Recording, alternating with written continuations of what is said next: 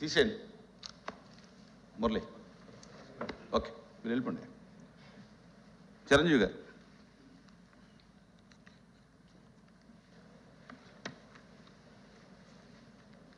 అధ్యక్ష, ఆర్థిక మంత్రి బడ్జెట్ ప్రసంగంపై మాట్లాడేందుకు నాకు అవకాశాన్ని ఇచ్చినందుకు ముందుగా అధ్యక్షుల వారికి, సభ్యులకి అందరికీ ధన్యవాదాలు.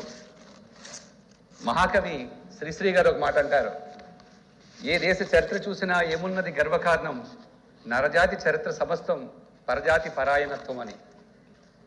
ఈ వైసీపీ ప్రభుత్వ కాలంలో ఓట్ ఆన్ అకౌంట్ బడ్జెట్తో కలిపి 6 బడ్జెట్లను పరిశీలిస్తే ఏమున్నది గర్వకారణం, డీబీటీ పేర్లతో బటన్ నొక్కుడు కార్యక్రమాలు, అనవసర ప్రచారాలు, అధికార నిధులు దుర్వినియోగాలు, ముఖ్యంగా ఉత్పత్తికి దోహదపడని అనవసర వ్యయాలు తప్ప ఆర్థికాభివృద్ధికి దోహదపడే ఒక్క రోడ్డు నిర్మాణానికి సంబంధించిన అంశాలు కానీ, పోలవరం ప్రాజెక్టుకి సంబంధించిన అంశాలు కానీ, వేలాది ప్రభుత్వ ఉద్యోగాల భర్తీకి సంబంధించి కానీ, మరి ముఖ్యంగా రాష్ట్ర రాజధానికి సంబంధించిన అంశాలు కానీ ఈ బడ్జెట్లో కనపడకపోవడం చాలా విచారించదగ్గ విషయమని మేము విన్నవించుకుంటున్నాం. అధ్యక్ష, బడ్జెట్ అంటే రాబోయే సంవత్సరానికి ఎంత రాబడి వస్తుంది, ఎంత ఏమి చేస్తాము అనేది చాలా స్పష్టంగా చెప్పబడేది.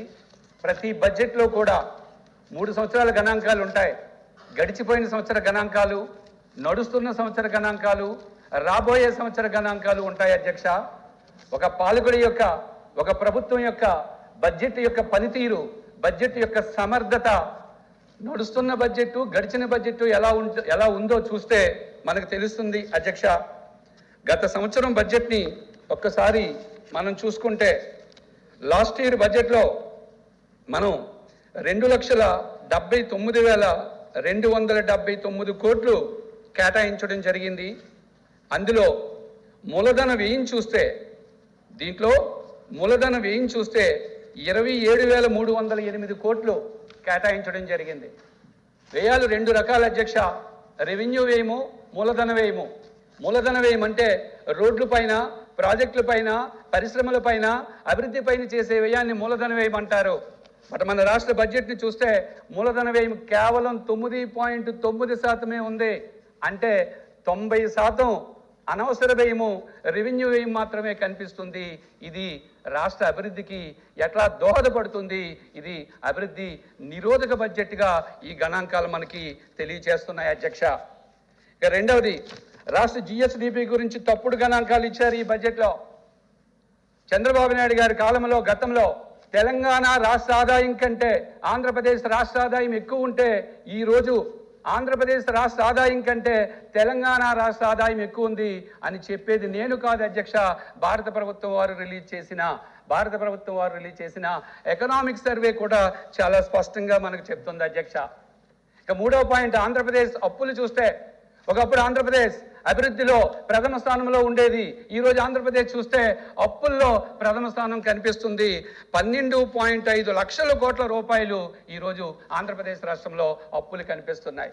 ఎంత దురదృష్టకరమైన అంశం అంటే 2024-25 బడ్జెట్లో మనం వడ్డీ చెల్లింపులకు ఎంత కేటాయించాము, ఇందులో వడ్డీ కేటాయింపులు చూస్తే 28,017 కోట్లు వడ్డీ చెల్లింపులకే పోతుంది.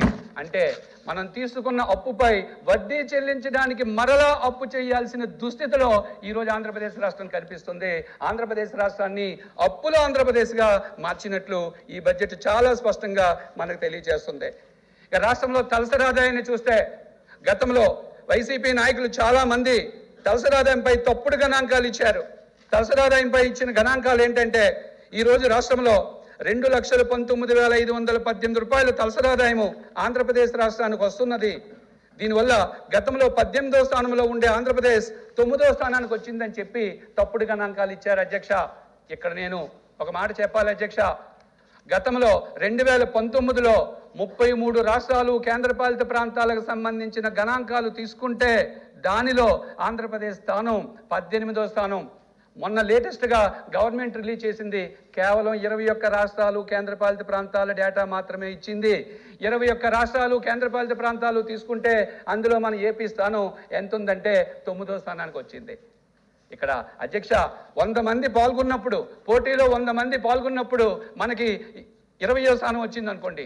పోటీలో 2 పాల్గొన్నప్పుడు మనకి 2వ ర్యాంక్ వచ్చింది అనుకోండి. దాని అర్థం ఏంటి అధ్యక్ష? 2 పాల్గొన్నప్పుడు మనకు 2వ ర్యాంక్ వచ్చిందంటే అర్థం మనం లాస్ట్లో ఉన్నాము అని అర్థం అధ్యక్ష. కానీ ఈరోజు చాలామంది పాలకులు, చివరికి ఆర్థిక మంత్రి కూడా తన బడ్జెట్ ప్రసంగంలో ఆంధ్రప్రదేశ్ తలసరి ఆదాయం ర్యాంకు గురించి తప్పుడు గణాంకాలు ఇచ్చారు అధ్యక్ష. ఇది రాష్ట్ర ప్రజలందరూ కూడా గమనిస్తున్నారు అధ్యక్ష. గతంలో తెలుగుదేశం పార్టీ కాలంలో తలసరి ఆదాయం యొక్క వృద్ధి రేటు చూస్తే 12.79% కనిపిస్తుంది. అదే ఈ వైసీపీ కాలంలో తలసరి ఆదాయ వృద్ధి రేటు చూస్తే 9.45% కనిపిస్తుంది అధ్యక్ష. గతంలో 12.7% చొప్పున ఈ 5 సంవత్సరాల్లో కొనసాగి ఉంటే ఇంకొక 29,000 తలసరి ఆదాయము మన రాష్ట్రానికి ఎక్కువగా ఉండేది అధ్యక్ష. ఇది కూడా నేను చెప్పేది కాదు, మన ఆంధ్రప్రదేశ్ ప్రభుత్వం వారు రిలీజ్ చేసిన సోషియో ఎకనామిక్ సర్వే స్వయంగా చెప్తుంది అధ్యక్ష. ఇక మన రాష్ట్రం లోటు ఆంధ్రప్రదేశ్గా కనిపిస్తుంది అధ్యక్ష. రెవెన్యూ లోటు, కోస లోటు 2 ఉన్నాయి మనకి. FRBM చట్టం ప్రకారం 2024 నాటికి రెవెన్యూ లోటు 0కి వచ్చేయాలి అధ్యక్ష. కానీ లాస్ట్ ఇయర్ బడ్జెట్ చూస్తే మన రాష్ట్రంలో రెవెన్యూ లోటు 2.19 ఉంది. 2022-23 నాటికి 3.3% ఉంది అధ్యక్ష. కోసలోటు చూస్తే 2024 నాటికి <3%, 3% కంటే తక్కువ రావాలి అధ్యక్ష. కానీ లాస్ట్ ఇయర్ బడ్జెట్ చూస్తే మన రాష్ట్రంలో కోసలోటు 4.18% ఉంది అధ్యక్ష. అంటే FRBM చట్టాన్ని మన రాష్ట్రం పూర్తిగా ఉల్లంఘించిందని మేము చెప్పట్లేదు అధ్యక్ష. స్వయంగా మీరు రిలీజ్ చేసిన గణాంకాలే నేను చదువుతున్నాను అధ్యక్ష. తద్వారా ఆంధ్రప్రదేశ్ రాష్ట్రం ఈరోజు లోటు ఆంధ్రప్రదేశ్ రాష్ట్రంగా పిలువబడుతుంది అధ్యక్ష. ఇక కేంద్ర రంగ పథకాలు చూస్తే కేంద్రము చాలా పథకాలు ఇప్పటికే అమలుపరుస్తుంది. కేంద్రం అమలుపరిచే పథకాల్లో మన రాష్ట్రం మ్యాచింగ్ గ్రాంట్ ఇవ్వాలి అధ్యక్ష. కానీ మన రాష్ట్రం మ్యాచింగ్ గ్రాంట్ ఇవ్వకపోవడం వల్ల ఈ 5 సంవత్సరాల కాలంలో 20,000 కోట్ల రూపాయలు కేంద్రం నుంచి రాష్ట్రానికి రావాల్సిన నిధులు మురిగిపోయాయి అధ్యక్ష. ఇది దేనికి చిహ్నం అధ్యక్ష? నిన్న మన ఆర్థిక మంత్రి గారు మాట్లాడుతూ సుపరిపాలిత ఆంధ్రప్రదేశ్ అన్నారు. సుపరిపాలిత ఆంధ్రప్రదేశ్ కాదు అధ్యక్ష. కేంద్రం మనకి ఇచ్చే నిధులు కూడా మనం పూర్తిగా ఉపయోగించుకోలేని దుస్థితిలో మనం ప్రభుత్వాన్ని నడుపుతున్నాం అధ్యక్ష. ఇది సుపరిపాలిత ఆంధ్రప్రదేశ్ అని పిలువబడదు, దుష్పరిపాలిత ఆంధ్రప్రదేశ్గా పిలువబడుతుందని అధ్యక్ష ఈ విషయం మీ సభ ముందుకు తీసుకొస్తున్నాను.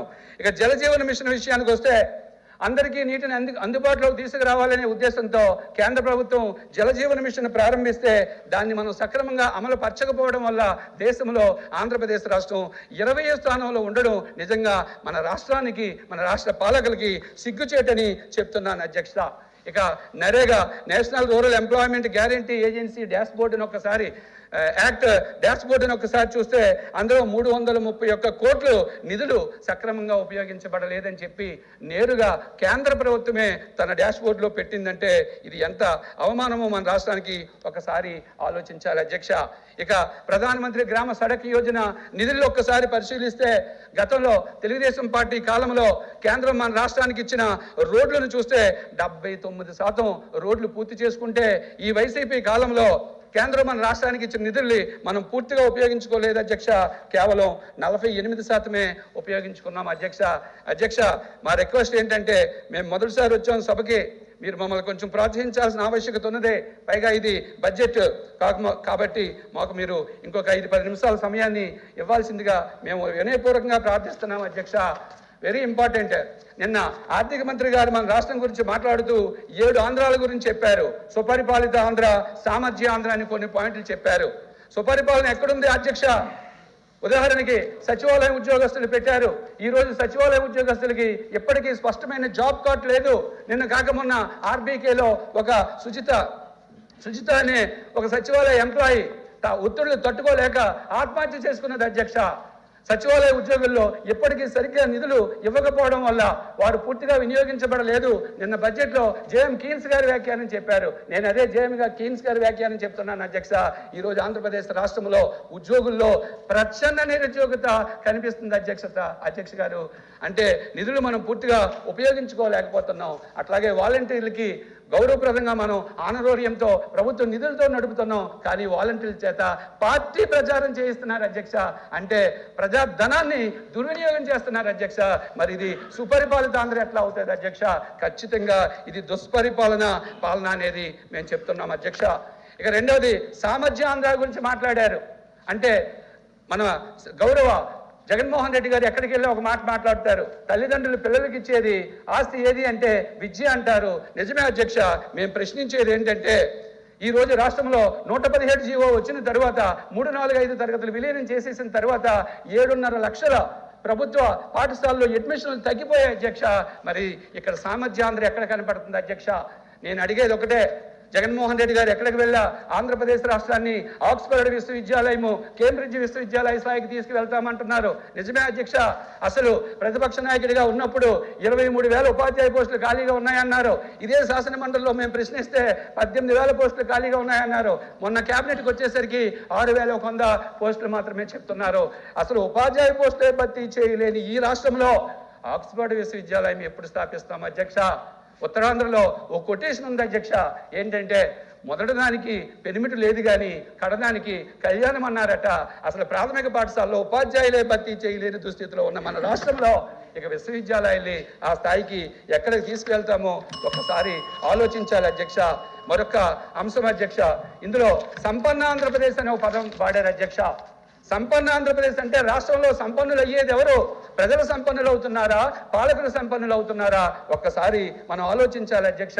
సంపన్న ఆంధ్ర కావాలంటే మౌలిక వసతులు స్పష్టంగా చక్కగా కేటాయింపులు చేయాలి అధ్యక్ష. ఈరోజు చంద్రబాబు నాయుడు గారు విశాఖపట్నాన్ని భవిష్యత్తును ఊహించి భోగాపురం అంతర్జాతీయ విమానాశ్రయానికి శంకుస్థాపన చేస్తే ఆ రోజు ప్రతిపక్ష హోదాలో ఉన్న జగన్మోహన్ రెడ్డి గారు విశాఖపట్నంలో ఆల్రెడీ ఒక ఎయిర్పోర్ట్ ఉండగా ఈ కొత్త ఎయిర్పోర్ట్ ఎందుకు దండగా అన్నారు అధ్యక్ష. అదే జగన్మోహన్ రెడ్డి గారు అధికారంలోకి వచ్చి మరలా అదే భోగాపురం అంతర్జాతీయ విమానాశ్రయాన్ని, కడప ఇనుముక్కు కర్మాగారాన్ని, మూలపేట భవనపాల్లో ఒక పోర్టు ఉండేది అధ్యక్ష. మరలా ఇప్పుడు మూలపేటలో అదే పోర్టుని రెండోసారి శంకుస్థాపన చేశారు అధ్యక్ష. చేసిన దానికే రెండోసారి శంకుస్థాపన చేస్తున్నారు అధ్యక్ష. కానీ మరొకసారి చెప్తున్నాం అధ్యక్ష, కానీ మీరు రెండోసారి శంకుస్థాపన చేసినప్పటికీ అధికారం దక్కదు మీకు రెండోసారి అని చెప్పి రాష్ట్ర ప్రజలందరూ చాలా స్పష్టంగా డిసైడ్ అయ్యారు అధ్యక్ష. ఇక రాష్ట్రంలో పరిశ్రమలు పరిశీలిస్తే విశాఖ చెన్నై ఇండస్ట్రియల్ కారిడార్ కానీ, చెన్నై బెంగళూరు ఇండస్ట్రియల్ కారిడార్ కానీ, హైదరాబాదు బెంగళూరు ఇండస్ట్రియల్ కారిడార్లు కానీ, ఈ 3 కారిడార్లు మన రాష్ట్రానికి మౌలిక వసతులు అందిస్తాయి అధ్యక్ష. కానీ ఎప్పటికీ కూడా ఈ 3 కారిడార్లకు సంబంధించి ఎలాంటి కంప్లీషన్ వర్కుల గురించి చెప్పలేదు అధ్యక్ష. చివరగా మేము కోరేది ఒకటే అధ్యక్ష, ప్రభుత్వానికి చిత్తశుద్ధిగాని ఉంటే మాటల ద్వారా కాకుండా చేతల ద్వారా చెప్పాల్సిన ఆవశ్యకత ఎంతైనా ఉంది అధ్యక్ష. ఉద్యోగుల పక్షపాతి మా ప్రభుత్వం అని చెప్పి ఎక్కడికక్కడే మన గౌరవ ముఖ్యమంత్రి గారు చెప్తున్నారు అధ్యక్ష. కానీ ఈ రోజు రాష్ట్రంలో ఉద్యోగులకి 1వ తేదీకి జీతాలు కూడా ఇవ్వలేని పరిస్థితిలో ఉంది అధ్యక్ష. చివరికి మేము చెప్పేది ఏంటంటే ఈ బడ్జెట్ యువతకి, నిరుద్యోగులకి, రైతులకి వ్యతిరేక బడ్జెట్ అని చెప్పి మేము చెప్తున్నాం అధ్యక్ష. ఈ అవకాశాన్ని ఇచ్చినందుకు మరొకసారి ధన్యవాదాలు అధ్యక్ష. House is exam for tea break.